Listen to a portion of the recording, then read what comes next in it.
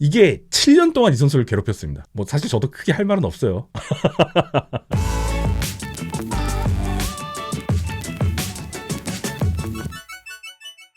지금 제목에도 써있지만 오늘 방송은 어떤 본격적인 리뷰는 아닙니다. 필름 못 봤어요. 저 중계 끝나고 나서 제 개인적인 할 일 하다가 그냥 지금 바로 와서 장표도 별로 없습니다. 그냥 어떤 느낌이었는지 이야기 나누는 시간이니까 너무 세세한 분석은 아니라는 점 참고해 주셨으면 좋겠고요. 본격적인 필름 리뷰는 목요일 밤 9시에 진행할 예정입니다. 저희 NFL 잡박사전 앞으로 고정적으로 목요일 밤에 라이브 하는 것을 목표로 하고 있거든요.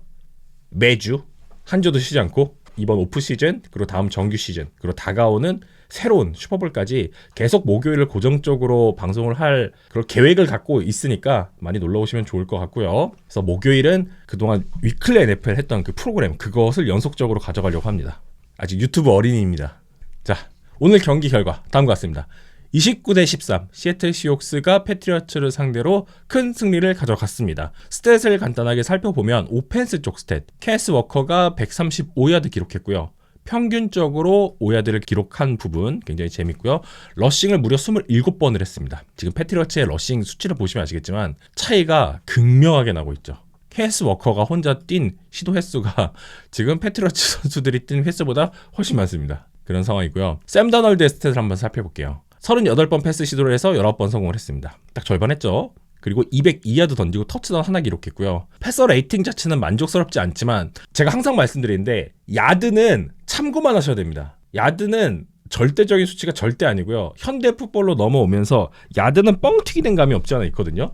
저희가 과거에 8, 90년대 쿼터백이랑 현대 쿼터백이랑 비교할 때 순수하게 야드로 비교하는 것은 무의미합니다. 그래서 경기를 항상 맥락적으로 보실 필요가 있습니다. 선수를 평가를 할 때. 그래서 맥락적인 부분을 평가하기에 가장 좋은 지표가 EPA라는 지표, WPA라는 지표, 이런 고급 지표가 있는데 사실 이게 공식화가 안 돼 있어서 말이 쓰이지는 못하고 있어요. 그렇기 때문에 항상 야드는 참고만 하셔라. 지금 드레이크 메이가 295야드 던지고 데널드가 202야드 던졌다고 해서 메이가 더 잘한 게 절대 아니다 라는 부분 참고해 주셨으면 좋겠고요. 잭슨 스미스 은직바의 스탯이 약간 아쉬워 보이죠. 경기 초반에 타겟은 굉장히 많이 됐었는데 실질적으로 막 리셉션 딱 한 번만 있고 뭐 이런 타이밍들도 있었어요. 그만큼 상대팀 패트리어츠 입장에서는 잭슨 스미스 은직바에 대한 견제를 굉장히 크게 가져갔습니다. 중요하죠. 왜냐하면 리그에서 가장 뛰어난 오펜스에 선정된 선수이기 때문에 라는 부분 있었고요. 그리고 패싱 상황에서 라시드 샤이드를 적극적으로 활용한 부분도 굉장히 재밌었는데 쿠퍼컵,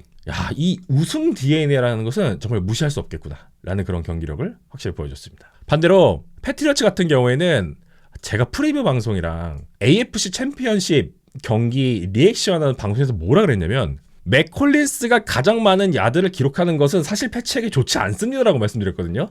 이번 경기에서도 그랬죠. 나머지 패스를 많이 받아야 되는 선수들, 대표적으로 스테판 딕스라거나 케이션 부티라거나 이 선수들이 지지부진했습니다. 이 선수들이 터져야 되거든요. 지금 패트리어츠의 오펜스 구조는. 하지만 실질적으로 타깃이 많이 된 것은 맥 콜린스와 더글라스였습니다. 특히 더글라스는 가베지 타임 때 스탯 많이 쌓았죠. 그런 부분 많이 아쉬웠고요. 이게 이번 경기에 있었던 스코어링 나타낸 부분입니다. 시애틀 시옥스가 계속해서 점수를 먼저 쌓았어요. 터치다운이 나온 것은 아니었지만 계속해서 필드골로 점수를 쌓고 리드를 가져갈 수 있었기 때문에 시애틀 같은 경우에는 원래 처음에 준비했었던 운영을 계속 편안하게 가져갈 수가 있었고요. 뉴잉글랜드 패트리어츠는 본인들이 준비했던 게임 실행을 못했을 뿐만 아니라 계속 쫓기면서 급해지는 마음, 급한 마음에서 비롯되는 실수들 이런 것들이 계속 반복됐죠. 물론 한 방이 있다는 걸 보여주긴 했습니다. 드레이크 메이가 빠르게 공격을 전개를 하면서 맥콜린스를 향해서 멋진 터치다운을 만들어낸 부분, 그 부분은 의미가 있었죠. 그리고 또 마지막에 좀 가비지 타임에 나오긴 했는데 라몬델 스티븐슨의 아슬아슬하게 딱 공을 멋지게 잡아주는 장면, 그리고 터치다운까지 연결되는 장면. 하지만 대세를 뒤집지 못했습니다. 지금 퍼스트 다운을 획득한 방식을 보시더라도 양 팀이 어떤 식으로 공격을 풀어나가려고 준비를 했는지가 명확하게 보이죠. 시애틀은 본인들이 그동안 잘했던 걸 그냥 했습니다. 러싱으로 세팅한 것을 기반으로 해서 패스, AJ 바나의 터치다운 장면에서 나왔죠. 반대로 패트리어츠는 오늘 러싱이 없었습니다. 기본적으로 오펜시브 라인에서 밀린 것도 있는데 제가 후술하겠지만 전술적으로 이번 경기를 너무 보수적으로 준비했어요. 너무.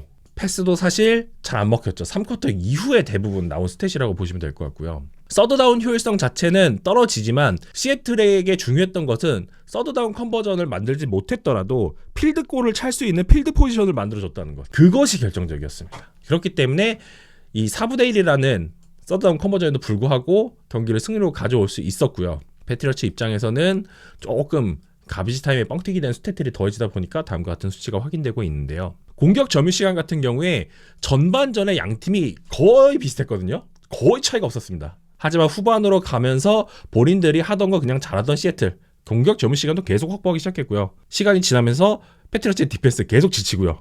반대로 패트리어츠는 디펜스가 만들어주는 기회조차도 제대로 살리지 못하면서 결국 좀 패배하고 말았습니다. 좀 유의미한 수치가 하나 있는데 요 넷펀트라는 수치를 보셔야 됩니다. 오늘 이 경기를 시애틀이 이길 수 있었던 가장 중요한 포인트 중에 하나가 스페셜팀이거든요. 제가 항상 드리는 말씀 있잖아요. 스페셜팀은 변수가 돼서는 안 된다. 항상 상수여야 된다. 상위권 팀일수록, 특히 슈퍼볼 같이 큰 무대에 나가는 팀일수록 스페셜팀은 한결같아야 된다라고 말씀을 항상 드리는데 이번 경기에서 시애틀의 스페셜팀은 완벽했습니다. 특히 펀트가 기본적으로 넷 펀트 야드가 리그에서 평균이 40야드에서 43야드가 나옵니다. 그러면 상대에게 필드 포지션을 그냥 일반적으로 주는 수준이라고 보시면 될 거거든요. 47야드는 엘리트급입니다. 평균적으로. 이거 올프로급입니다. 마이클 딕슨 이 정신 나간 친구가 계속해서 상대에게 너무 어려운 필드 포지션을 강요를 하는 거예요. 안 그래도 패트리어츠 오펜시브 라인이 버티지를 못하는 상황이 반복되는데 계속해서 너네 멀리서 공격해, 니네 진영 가까이서 공격해를 해버리다 보니까 필드골을 찰 수 있는 기회조차 안 나오는 거죠. 굉장했습니다. 그래서 좀 요 내용들을 텍스트로 정리를 많이 못했어요. 그냥 요 장표 하나 가지고 좀 전체적으로 이야기를 해보도록 할게요. 오늘 경기 캘리포니아 산타클라라 리바이스 스타디움에서 열린 경기였고요. 다 아시겠지만 11년 만에 양 팀의 리매치였습니다. 시애틀 입장에서는 디비전 라이벌인 샌프란시스코 49어스의 홈경기장에서 경기를 치른다라는 그런 굉장히 재밌는 포인트도 있었고요. 11년 전에 진짜 1야드 라인에서 공을 들고 런을 할지 패스를 할지 이거 고민하다가 패스했다가 인터셉션 나오고 경기 졌죠. 하지만 오늘 경기에서는 그런 고민을 할 필요 자체가 없는 경기가 펼쳐졌습니다. 처음부터 끝까지 사실 시애틀이 지배했어요. 제가 해설할 때는 이런 말씀을 못 드리는데 유튜브니까 말씀드리자면 사실 경기가 처음부터 이거는 안 되는 경기였습니다. 약간 슈퍼볼 48때와는 양상이 다르긴 한데 압도적으로 시애틀이 내내 지배했던 경기였습니다. 그거는 공통점이에요. 그리고 아까 말씀드렸던 그 스탯들, 드레이크 메이가 갖고 있는 스탯 같은 경우에는 조금 가비지 타임에 많이 쌓인 스탯이다. 그리고 실제로 의미가 있던 스탯은 3쿼터 때 많이 쌓인 거거든요. 그때 사실 메이가 기록한 스탯이 패싱 야드가 200야드가 안 됩니다. 인터셉션도 한 번 있었고 계속 지독한 압박당했고.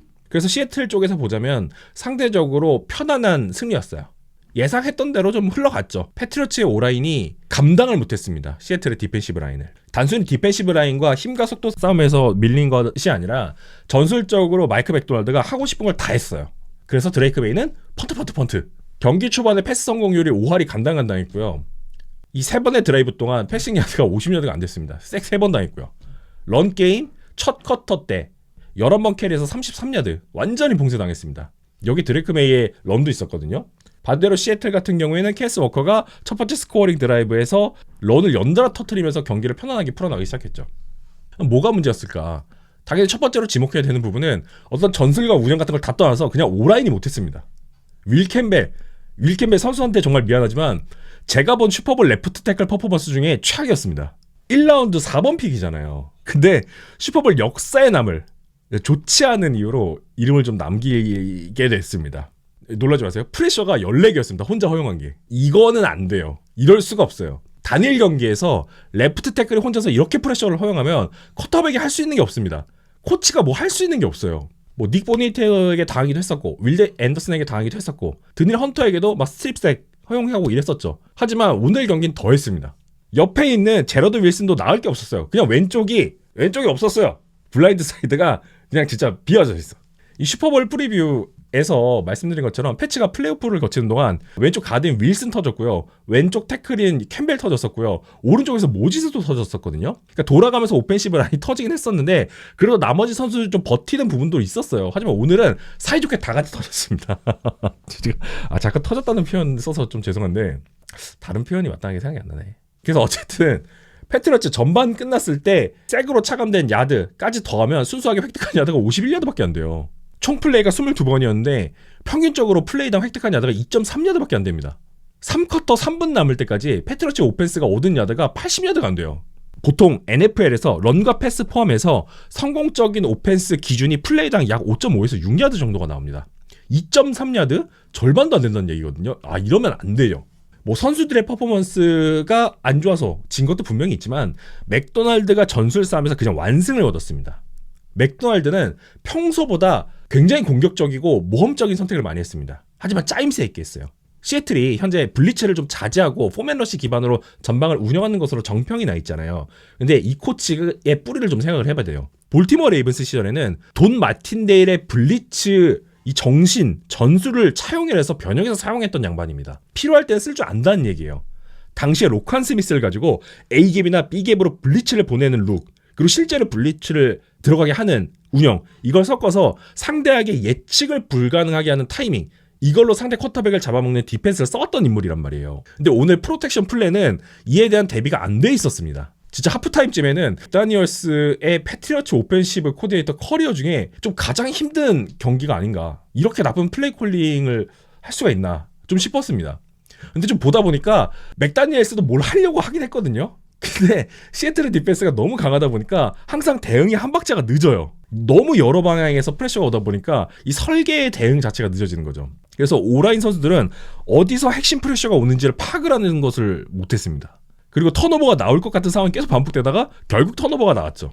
그래서 블리츠가 오면 빠르게 외곽, 특히 플랫존으로 공을 빠르게 빼는 해법을 선택을 하더라도 아니 너가 여기 왜 있어? 라고 하면서 최후방에 있던 줄리안 러브 갑자기 눈앞에 와 있고 에마너리가 디펜시브 라인 쪽에 있다 갑자기 뒤로 빠져가지고 거기서 대응하고 있고 이러다 보니까 결과적으로 패트리어츠 오펜스는 디펜스가 어디로 던지도록 유도하는 그런 함정에 낚이는 그런 악순환이 계속 반복됐습니다. 그리고 전체적으로 이 경기를 좀 풀어나갈 때 저는 맥다니엘스와 이 마이크 브레이블이 좀 선택을 잘못했다라고 판단되는 부분 지점들이 있거든요. 이 슈퍼볼 경기는 공격적으로 운영을 풀어나가는 게 사실 맞는 경기였어요.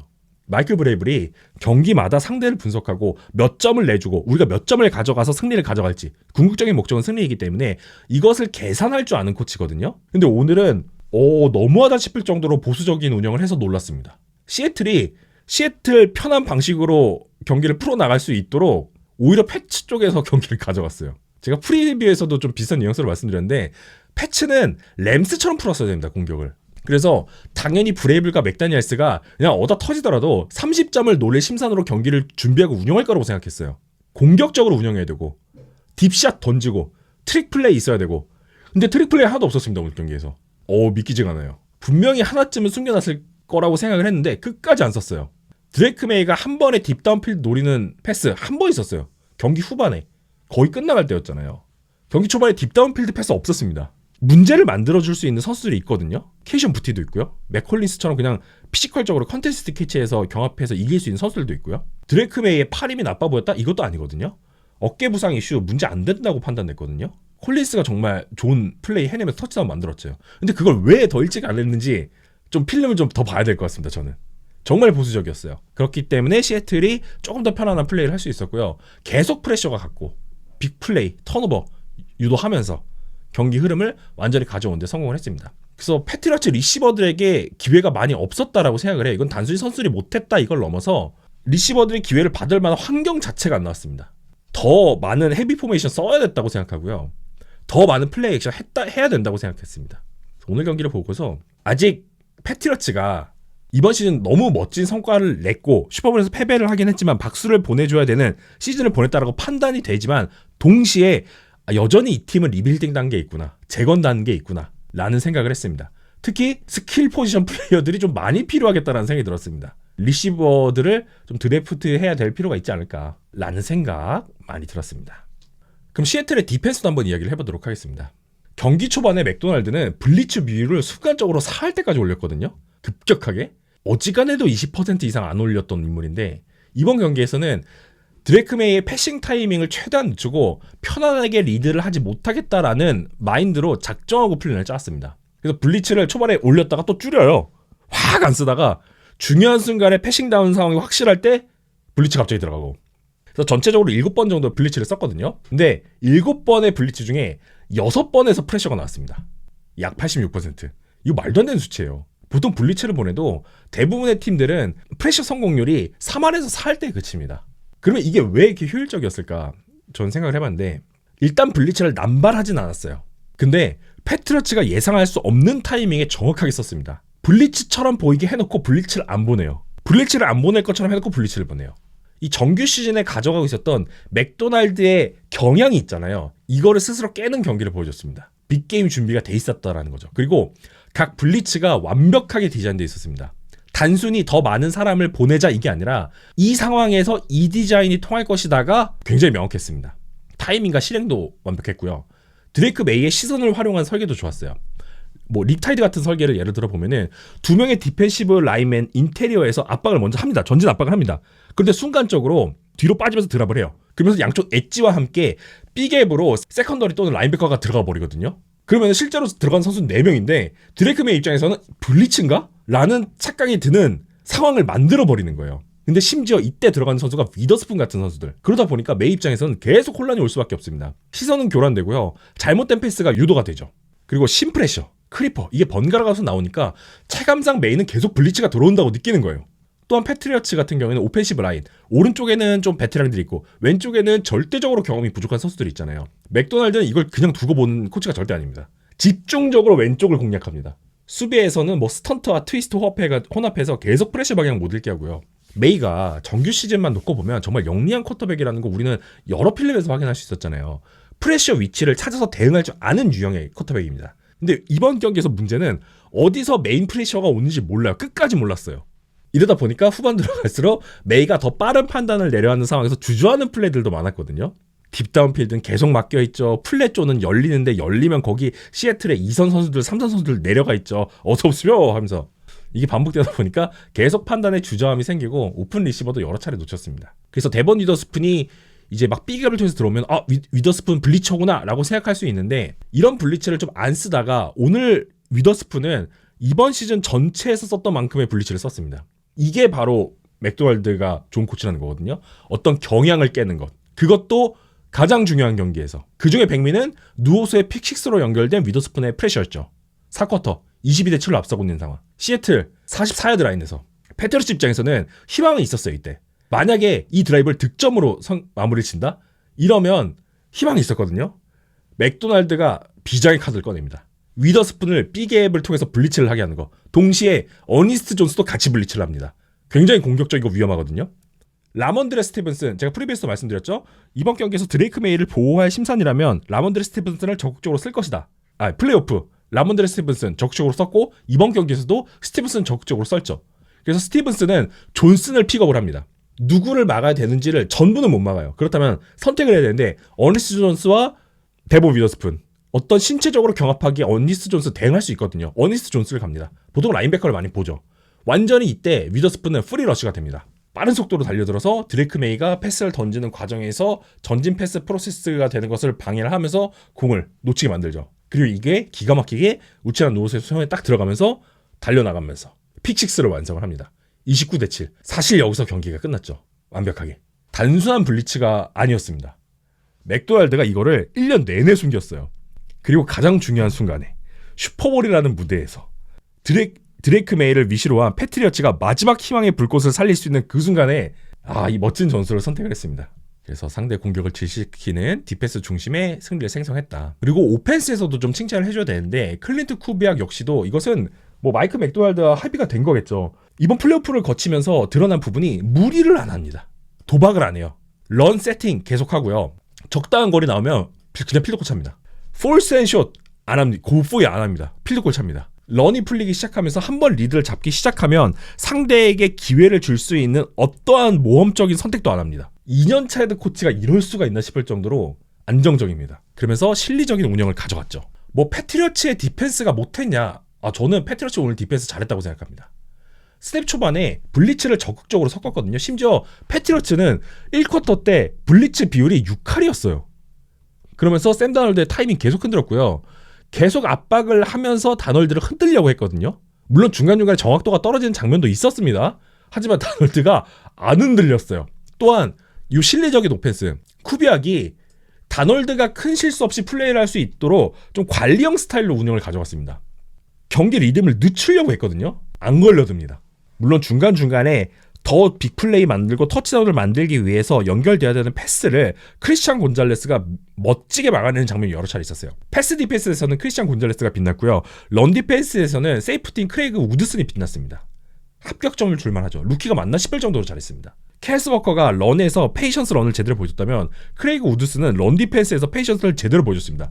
볼 캐리어를 끝까지 보죠. 안 속아요. 블러커들에게 쉽게 낚이지 않고 바로 볼 캐리어에게 달려들어서 터치다운이 될 수 있는 플레이 한 2개 정도를 막아냈어요. 캐스 워커에게. 우드슨 아니었으면 경기가 좀 더 빨리 터졌을 거라고 저는 생각을 하고 있습니다. 그래서 앞으로 우드슨 기대 많이 되고 있고요. 크리스찬 곤잘레스 계속 잘하고 있죠. 사실상 JSN을 거의 지웠죠. 이 라우트를 갈 때 끝까지 따라가는 디펜스, 섀도우 하면서 이러면서 윈도우를 완전히 차단했고요. 다이빙을 하면서 이 패스 디펜스 하는 부분, 라시드 샤이드한테도 그랬고 잭슨 스미스 은직발도 그랬고 아주 잘했습니다. 그리고 전방에서 내각 디펜스 선수들을 중심으로 한 압박도 잘했고요. 그래서 어떻게 해서든 캐스 워커를 디펜스가 구성하고 있는 원 틀 안에 가두려고 했는데 워커가 정말 침착하게 외곽으로 잘 빠지는 장면도 있었고 갭이 열릴 때까지 침착하게 기다리다가 마치 전성기 때 르비온벨을 보는 것 같았거든요. 가속을 안 하죠. 계속 갭을 보다가 순간적으로 치고 나가서 야드를 획득하는 그런 플레이. 이런 것들이 잘 맞아 떨어지면서 패트리어츠의 디펜스는 나쁘지 않은 운영을 했음에도 불구하고 결국 끝까지 시애틀의 오펜스를 차단하지는 못했다. 더구나 디펜스가 버티면 뭐합니까? 반대쪽에서 뻥뻥 터지는데. 그리고 스페셜 팀에서도 계속해서 패트리어츠 오펜스에게 좋지 않은 필드 포지션을 제공을 하다 보니까 디펜스에게 가해지는 부하는 점점 커졌죠. 공격 실패가 만든 어떤 누적 손실을 디펜스가 너무 많이 떠안아야 됐다. 경쟁력을 보이긴 했지만 오펜스가 따라오지 못한 그런 양상이 경기 내내 반복이 됐다 라고 저는 생각을 하고 있습니다. 만약에 경기 초반에 패트리어츠 디펜스가 시애틀에게 펀트를 강요한 부분에서 득점을 2-3번만 올렸어도 이 경기는 치열하게 갔을 겁니다. 그 정도로 많이 아쉬웠다는 생각 들고 있고요. 그리고 여기도 말씀드렸지만 시애틀 같은 경우에는 여기에 더해서 스페셜팀 제이슨 마이어스 완벽했습니다. 마이클 딕슨 말씀드린 것처럼 말도 안 되는 펀트 넷야드 기록했죠. 펀트 7개 쳤는데 4개가 20야드 안쪽으로 떨어졌어요. 굉장했습니다. 결과적으로 봤을 때는 이 경기는 처음부터 시애틀의 디펜스가 프레셔 설계를 너무 잘함으로써 상대의 오펜스를 무력화시켰고 캐스 워커 중심의 러싱 플레이, 여기에 플레이 액션, 이걸 통해서 필요한 점수만 쌓는 실리적인 오펜스 운영을 가져간 전형적인 이 디펜스 주도형 경기를 가져갔습니다. 슈퍼볼은 이렇게 해도 돼요.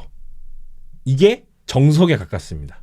그리고 말씀드린 것처럼 패트리어츠의 디펜스는 경쟁력 있는 모습을 보여줬지만 오펜시브 라인의 약점, 드레이크 메이의 판단 지연 이런 것들이 겹치면서 경기 흐름을 되찾지 못하고 시애틀의 계획에 끌려다니면서 결국 패배를 하고 말았습니다. 이런 내용들을 통해서 시애틀이 승리를 가져갈 수 있었고요. 말씀드린 것처럼 자세한 내용, 필름 분석은 저희가 다가오는 목요일에 다시 한 번 더 말씀드리도록 하겠습니다. 제가 갑자기 이걸 가지고 온 거는 코칭 스태프와 프론트 오피스의 역할이 얼마나 중요한지 이번 시즌 시애틀이 보여줬다고 생각하기 때문입니다. 프론트 오피스와 코칭 스태프의 방향성이 어떤 팀의 성과를 확실히 결정을 하거든요. 지난 시즌은 시애틀에 아직까지 피트 캐롤의 유산이 남아있었습니다. 마이크 맥도날드가 100% 자기 색깔을 발휘할 수 없는 상황이었어요. 마이크 맥도날드가 2년차가 됐죠. 이제부터는 마이크 맥도날드가 정말 쓰고 싶은 필요한 선수들 데려올 수 있는 상황인 거죠. 시간적 여유도 있고. 그래서 디펜스 철학을 일관되게 구축을 했고요. 그것에 적합한 선수들을 데려오기도 하고 육성을 시켜서 리그 최고 레벨의 디펜스 조직력을 완성을 해버렸습니다. 다재다능한 수비 자원, 대표적으로 에마누엘이가 있죠.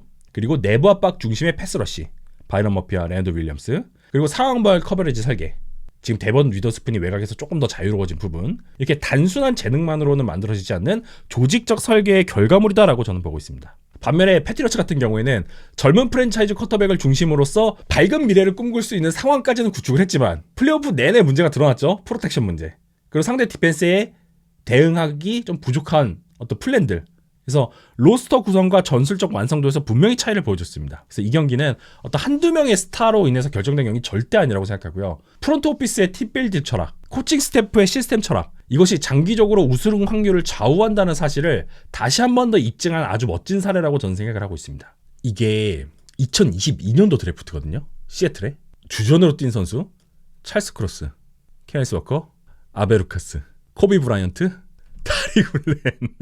드래프트는 이렇게 해야 됩니다. 1.5군에 해당하는 보엠 앞에 빼놓을 수 없죠. 오, 잘했거든요. 드래프트는 이렇게 해야 됩니다. 당장 빛을 못 보더라도 2026년에 빛을 보잖아요. 그 다음에 2023년 드래프트 볼까요? 데본 위더스푼, 잭슨 스미스 은직과 오늘 펌블 만든 데릭 콜. 오늘 경기는 못 나오긴 했는데 어쨌든 팀을 플레이오프에 올려놓은 잭 샤보넷. 16주차 때 그 공 주워서 팀의 운명을 바꾼 그 선수. 주전이죠. 앤서니 브래드포트. 아직 특수한 상황에서 쏠쏠하게 재미를 보고 있는, 그리고 아주 믿음직한 백업인 올라팀이. 드래프트는 이렇게 해야 됩니다. 당장 1, 2년 사이에 안 터질 수는 있어요. 하지만 잘하면 3, 4년 뒤에 슈퍼볼 우승까지 만들 수 있습니다. 진짜. 그래서 중요하다. 단장이 너무나도 중요한 스포츠다. 이 미식축구라는 종목은.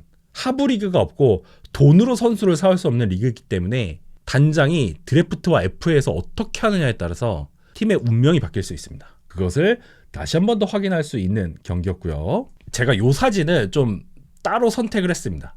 이게 11주차 끝나고 어니스트 존스의 프레스 컨퍼런스 장면이었거든요. 저는 좀 오버한다라고 생각하실 수도 있어요. 근데 저는 11주차 때 이 인터뷰를 보고 나서 이번 시즌 시애틀은 좀 되겠다라고 생각했습니다. 이게 어떤 인터뷰였냐면, 당시에 LA 램스와 시즌 1차전을 치렀죠. 정규 시즌. 당시에 샘 다널드가 램스를 상대로 인터셉션을 4번을 던졌습니다. 그래서 디비전 원정 경기에서 승리를 거둘 수 있는 기회를 스스로 놓치면서 2점 차로 패배했거든요. 그럼 보통 다들 어떻게 생각하시나요? 샘 다널드가 그렇지 뭐 4번 인터셉션 쿼터백이 던졌는데 그걸 어떻게 이기겠어, 져야지 라고 생각을 하실 수 있잖아요. 그리고 프레스 컨퍼런스에서 해당 질문이 엄청나게 쏟아졌습니다. 그랬는데 이 디펜스의 중심을 이끌고 있는 어니스 존스가, 이 선수가 램스 출신이잖아요. 그리고 인터뷰에서 욕까지 좀 쓰면서, 좀 육두문자까지 쓰면서, 아니야, 샘 다널드 잘했어. 샘 다널드를 한두 경기로 정의할 수 없는 선수다. 우리 디펜스가 더 잘할 수 있는 플레이를 만들 수 있었고 더 좋은 스탑을 만들 기회도 있었다. 이거는 미식축구다. 샘 다널드는 우리 쿼터백이고 우리는 계속 샘 다널드 뒤에 있다. 우리 편이다. 계속 할 말 있으면 말해라. 그러면서 막 욕했거든요. 근데 저는 이때 팀으로서 컬처가 정말 잘 만들어지고 있구나라고 느꼈습니다. 이 인터뷰가 왜 중요했냐면, 오늘 경기가 끝나고 나서 마이크 맥도날드와 샘 다널드와 캐스 버커와 인터뷰를 할 때 이 질문이 또 나왔어요.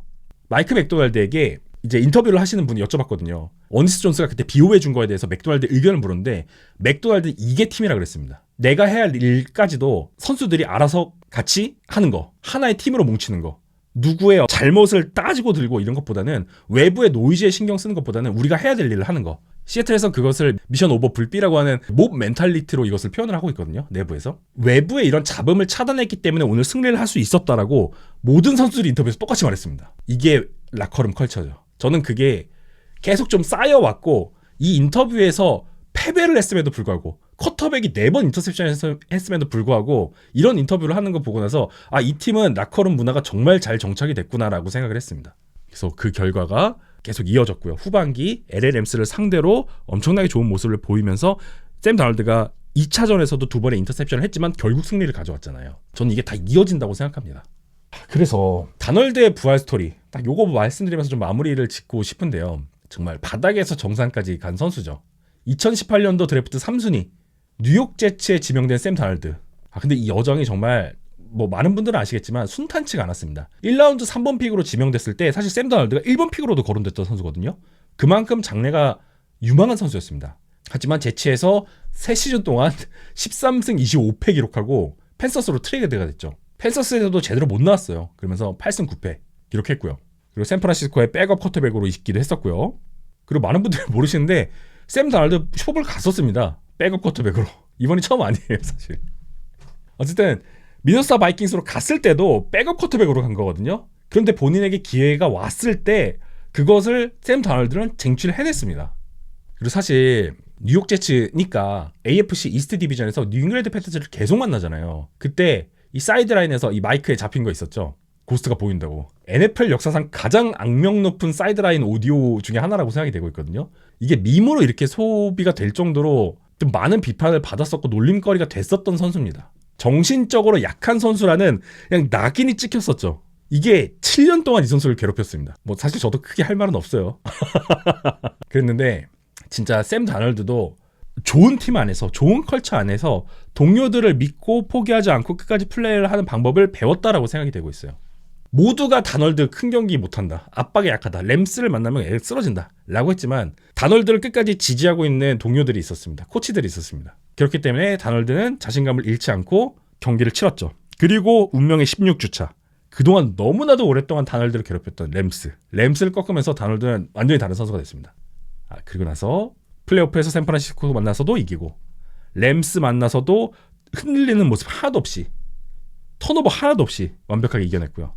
오늘 슈퍼볼에서도 강한 압박이 오는 상황에서도 흔들릴 만한 상황이 여러 차례 있었거든요. 안 흔들렸습니다.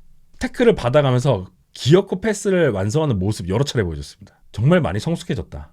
이게 바로 성숙한 쿼터백의 모습이다. 완벽하고 화려할 필요 없다. 네거티브 플레이를 하지 말자. 동료들을 믿고. 다널드는 그렇게 성장했다라고 생각이 되고 있습니다. 존 슈나이더의 해안도 있었죠. 이런 선수를 끝까지 믿고 활용한 부분, 그리고 팀 동료들의 사랑과 지지를 받는 부분, 그러면서 너무나도 아름다운 부활 스토리가 완성됐다라는 생각이 들고 있고요. 다가오는 다음 시즌 샘 다널드의 활약 역시도 같이 기대해 보도록 하겠습니다. 말씀드렸지만 오늘은 리뷰 방송 아니고요. 그냥 경기 끝나고 제가 어떤 느낌이 들었는지 말씀드리는 방송이기 때문에 오늘 제가 준비한 내용은 여기까지입니다. 자, 바닥을 쳤고 조롱을 많이 받았고 버림받았던 쿼터백이 포기하지 않고 끝까지 달려나가면서 롬바르디 트로피를 이렇게 들어 올리는 모습, 박수를 보내주고 싶습니다. 오늘 방송 여기까지고요. 다가오는 목요일이니까 12일 밤 9시, 이때는 본격적인 필름 리뷰 포함한 최종 슈퍼볼 리뷰 방송 진행하도록 하겠습니다. 이때도 꼭 놀러 오셔서 많은 이야기 나눠주셨으면 좋겠고요. 오늘은 제가 그냥 경기를 본 감상평을 나눴다 라고 생각해 주시면 좋을 것 같습니다.